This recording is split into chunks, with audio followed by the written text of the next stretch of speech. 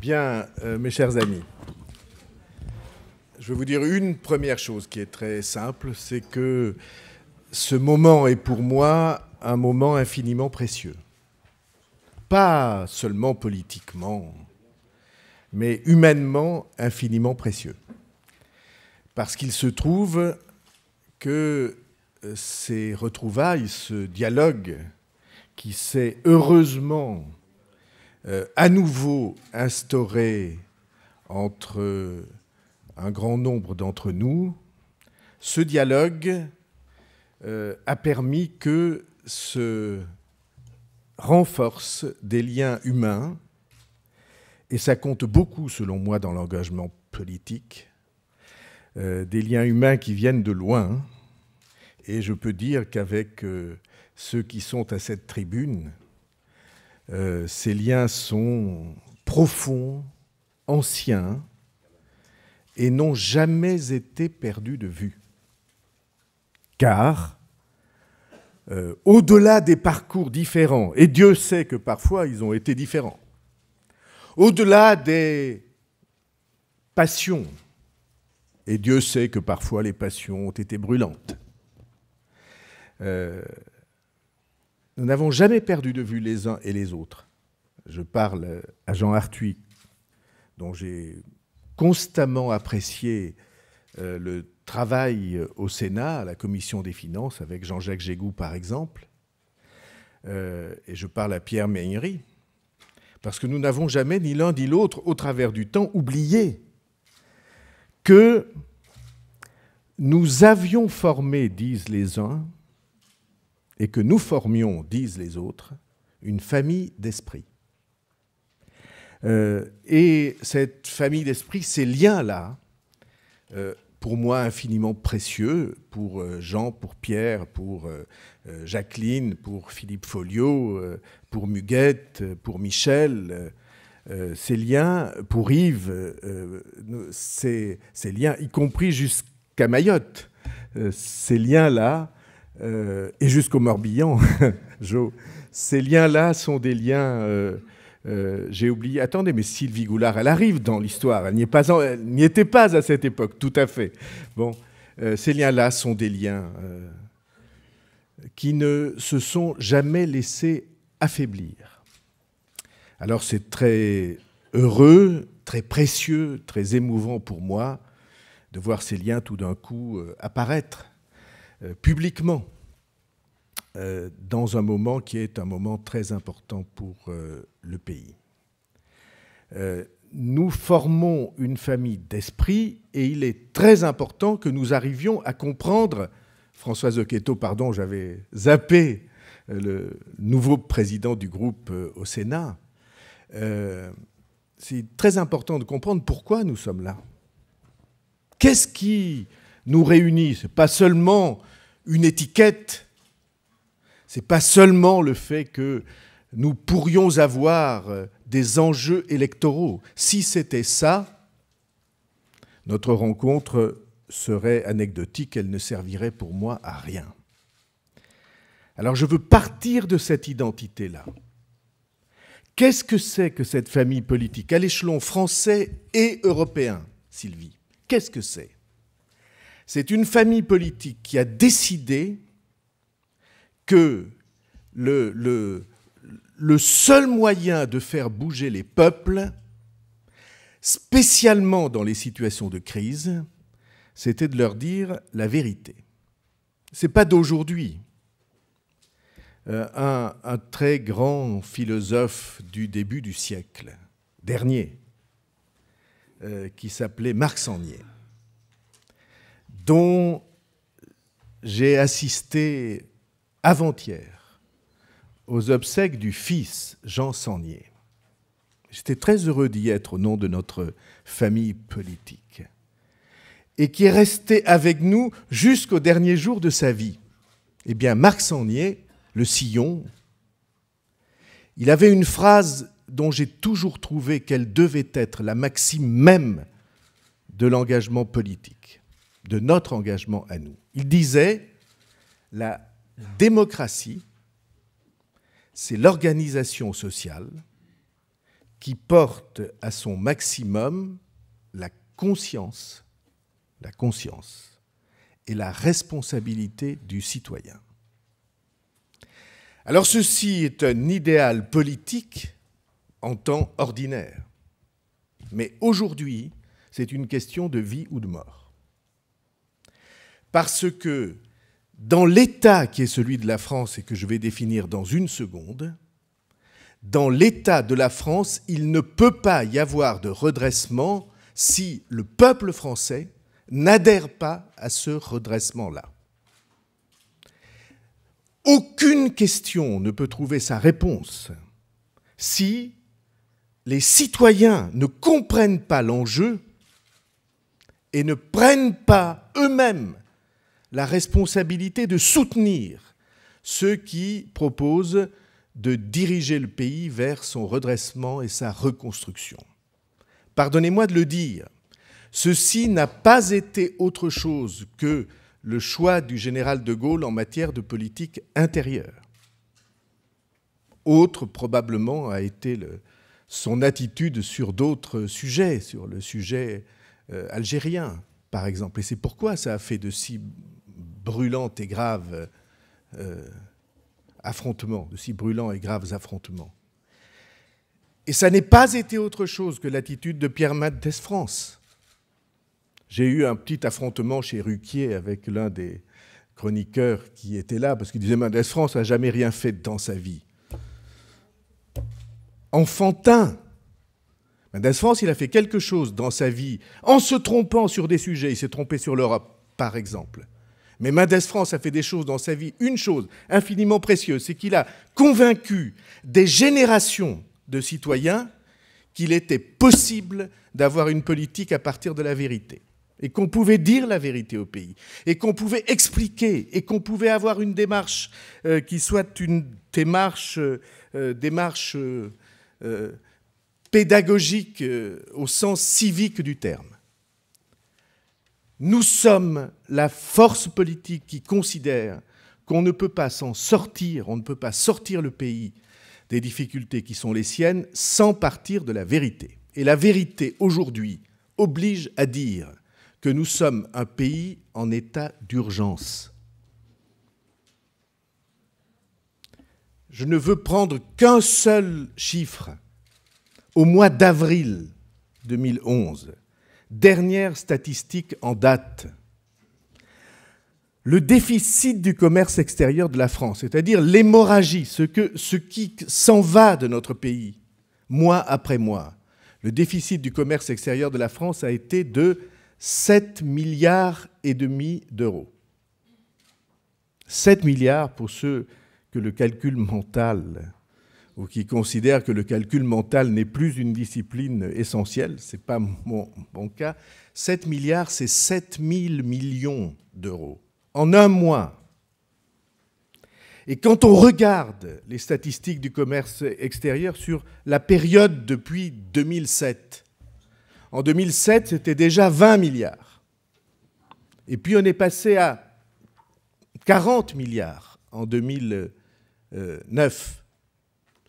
Et puis, en 2010, on a été à 60 milliards, 60 000 millions d'euros.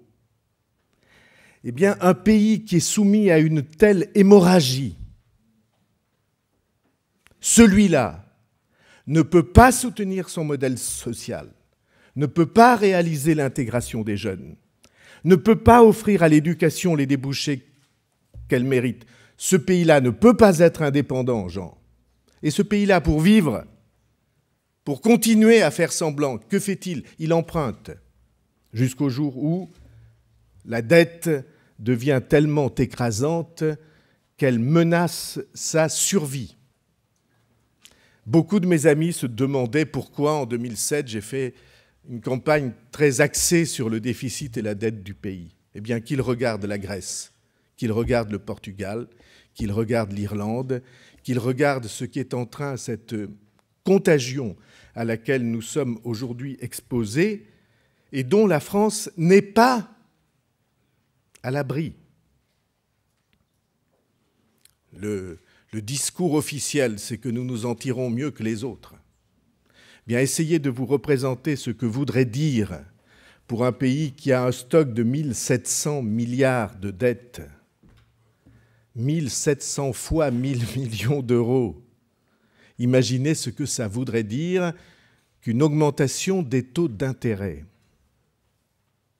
Nous arrivons, tant bien que mal, à nous en sortir parce que les taux d'intérêt sont historiquement à peu près les plus bas qu'on ait connus depuis 50 ans. On est en empreinte entre 3 et 4%. Imaginez ce qui se passe si ça augmente d'1 point, 2 points, 3 points. Et ce n'est pas beaucoup, 6%, dans l'histoire. Eh bien, ça veut dire qu'aujourd'hui, la charge de la dette représente plus que la totalité des rentrées de l'impôt sur le revenu du pays. Et demain, ça représentera le double si jamais il y avait ce mouvement des taux. C'est-à-dire quelque chose qui devient insupportable. Et quand ça devient insupportable, le crédit du pays disparaît. Tout cela, c'est l'état d'urgence auquel nous sommes soumis. Alors je vous conjure de considérer que cette question-là est la question centrale. En vérité, je ne vois pas de sujet qui soit sujet plus grave pour un pays que celui auquel nous sommes confrontés là. Et quand je regarde, on en a eu bien des exemples ce matin, quand je regarde les réponses qu'il convient d'apporter à ce sujet, alors je suis saisi par une certitude. Aucune des deux majorités traditionnelles n'est capable d'apporter les réponses aux questions cruciales du pays. Ni la majorité actuelle, ni la majorité d'union de la gauche classique. Aucune des deux ne peut poser les questions qui ont été posées à la tribune. Et aucune des deux, si je fais le bilan de ce que la situation du pays exige, produire en France, retrouver l'éducation qui est à la hauteur de notre histoire. Le pays a perdu ces dernières années 10 rangs dans les classements internationaux, se retrouvant bien au-delà de la 20e place pour un pays qui avait la meilleure éducation du monde. Et vous pouvez prendre à tous les bouts de l'échelle les enfants qui sortent de l'école et puis ensuite, à l'autre bout, le nombre de doctorats, par exemple. Les questions de l'éducation, les questions du traitement de la dépense publique et de l'équilibre à retrouver de la dépense publique. La question cruciale de l'Europe, Sylvie, pour lequel, aujourd'hui, en France, je ne vois pas de réponse lisible. Je suis obligé de dire que j'essaie de suivre tant bien que mal l'actualité de mon pays, y compris en parlant parfois avec, comme on a l'habitude de dire, les plus hautes autorités de l'État. Je ne vois pas quelle est la stratégie européenne de la France. Et je ne vois pas que l'Europe est une stratégie. Or, la question de produire, industrie, agriculture, services, tout à l'heure on dénigrait les services. Il ne faut rien dénigrer, il faut tout prendre. Agriculture, agroalimentaire, industrie, services, produire en France. Cette question-là, elle est naturellement infiniment perturbée, par exemple, par les monnaies, le taux, la guerre des monnaies à laquelle la Chine nous expose. Personne ne peut demander à la Chine de payer les mêmes salaires que la France, mais en tout cas, tout le monde devrait exiger de la Chine qu'ils aient une monnaie qui soit dans les mêmes conditions de fixation de son taux que toutes les autres monnaies de la planète. La monnaie chinoise est artificiellement, politiquement, stratégiquement sous-évaluée. Et personne ne dit rien. Et l'Europe ne dit rien. Et on laisse ainsi se bâtir une espèce de scénario de libre-échange qui est en réalité une falsification, parce qu'il n'y a pas d'échanges loyaux, parce qu'il n'y a pas de concurrence loyale, ne serait-ce que pour la question des monnaies. Ça ne peut se résoudre que si l'Europe parle d'une seule voix. Elle ne parle plus du tout, ni d'une seule, ni de plusieurs voix. Moi, en tout cas, et malgré le... Sylvie me jette des regards noirs, parce qu'elle dit « Mais nous, les députés européens, on travaille beaucoup. » Oui, certes, beaucoup, énormément. Magnifiquement. Mais Sylvie, les citoyens ne savent pas ce que vous faites. Les citoyens ne savent pas ce qui se passe. Ce sont des institutions trop compliquées dans lesquelles la conscience civique ne peut pas s'établir. C'est ça la vérité. Et donc la question européenne, cette question-là, elle ne peut pas être résolue par les deux majorités habituelles qui sont absolument coupées sur ce sujet. Par exemple, on est en train de faire vivre au pays extrême droite et extrême gauche confondues autour d'un leurre qui est qu'on pourrait démondialiser. La démondialisation est un mensonge et cette démondialisation conduirait dans le mur. On ne rebâtira pas les frontières dans un pays où un travailleur sur 4 travaille pour l'exportation. Ça serait un mensonge. En revanche, la question de savoir pourquoi la France, pas le reste de l'Europe, et dans la situation dans laquelle nous nous trouvons, ça c'est une question d'urgence nationale. Je veux vous dire ceci. Nous sommes déficitaires, nous, France, dans nos échanges, non pas seulement avec la Chine, non pas seulement avec l'Inde. Nous sommes déficitaires avec tous les pays de la zone euro, sauf la Grèce. On a la même monnaie, par exemple, que l'Allemagne. On a le même modèle social à peu près. Tout à l'heure, notre ami d'Alternative libérale, je ne sais pas où il est, qui s'est exprimé. Où est-il ? Pas que je le vois. Voilà, au fond. Il a dit, mais pas du tout, les Allemands ont des dépenses sociales infiniment moindres que les nôtres, en apparence. Mais comme le système de retraite est un système privé, alors évidemment, vous déplacez des sommes artificiellement, et comme le disait Jo Kergeris, il faut consolider l'ensemble du modèle social. De même qu'on me dit les Britanniques ont des dépenses publiques infiniment moins. Oui, l'éducation est privée. Alors toutes les familles sont obligées, 80% d'entre elles, d'aller gager l'héritage des grands-parents pour payer les public schools qui sont artificiellement publics et en réalité privés pour leurs enfants. Il faudrait consolider toutes ces choses. Moi, je parle comme ça avec mes yeux. L'Allemagne a à peu près le même modèle social que le nôtre, à peu près. Ils ont fait des choix que nous n'avons pas faits, mais grosso modo, il n'y a pas plus de pauvreté de l'autre côté du Rhin que de ce côté-ci. Bon, la même monnaie, le même modèle social, et voilà qu'eux, ils sont en prospérité et en bénéfice sur tout l'ensemble de la production et que nous sommes en déficit sur l'ensemble de la production. Et enfin, dernier point auquel on ne peut pas apporter de réponse camp contre camp, ce camp-là contre l'autre camp, c'est les institutions, la démocratie, la manière dont elle fonctionne et qui a pleuré en France.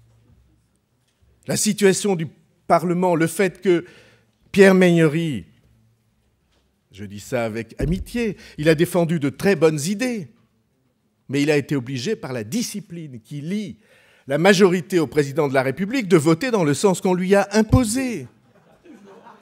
Chaque fois, allez, 99%, et je ne dis pas ça méchamment, c'est le système qui est comme ça. Quand vous avez un Parlement élu au scrutin majoritaire qui dépend directement du président de la République qui donne les investitures, il n'y a aucune liberté pour même pour la majorité. Alors je ne vous parle pas de l'opposition, y compris des oppositions minoritaires que nous formons. Si vous voulez changer le rapport politique, avoir un Parlement digne de ce nom, et je le dis, tant pis si je dois me faire mal voir, avec tous les courants politiques du pays représentés dans le Parlement, même ceux qui ne nous plaisent pas. Moi, je suis d'accord pour que soient représentés, y compris l'extrême droite et l'extrême gauche. Après tout, ils sont au Parlement européen et ça n'empêche pas de non, mais je suis pour que on ait des institutions qui soient des institutions de vérité et de pluralisme, dans lesquelles le citoyen puisse se retrouver un peu de lui-même, un peu de sa force. Eh bien, toutes ces choses-là, elles n'interviendront que si ce projet, qui est un projet de courage et de vérité, trouve sa majorité. Et sa majorité, c'est une majorité nouvelle qui n'est aucune des deux qui sont pour l'instant proposées aux Français. Et l'élection présidentielle, mes amis, ça sert à ça. Ça ne sert pas à faire joli. Ça ne sert pas à présenter des styles ou des attitudes dans un pays qui est dans la situation où nous sommes. La majorité présidentielle, elle sert à défendre un projet que personne ne défendra et à proposer une majorité que, si nous n'existons pas, personne n'imposera. Voilà le fond de la question qui se pose à nous. Et voilà pourquoi le dialogue renoué dans cette famille politique, dans cette grande famille politique qui s'est au travers du temps dispersée pour des raisons absolument naturelles et sur lesquelles il n'y a pas à jeter l'opprobre. Nous nous sommes dispersés parce que, dans une vie politique bipolaire, le centre a plus de difficultés que les autres. Eh bien, il est temps qu'il se ressaisisse, qu'il se regroupe et qu'il présente au pays le seul chemin pour en sortir. Voilà pourquoi j'étais heureux de cette rencontre. Et voilà pourquoi je trouve que ceci augure d'un autre avenir. Pas pour nous, pour la France. Et c'est la seule chose qui compte. Merci beaucoup.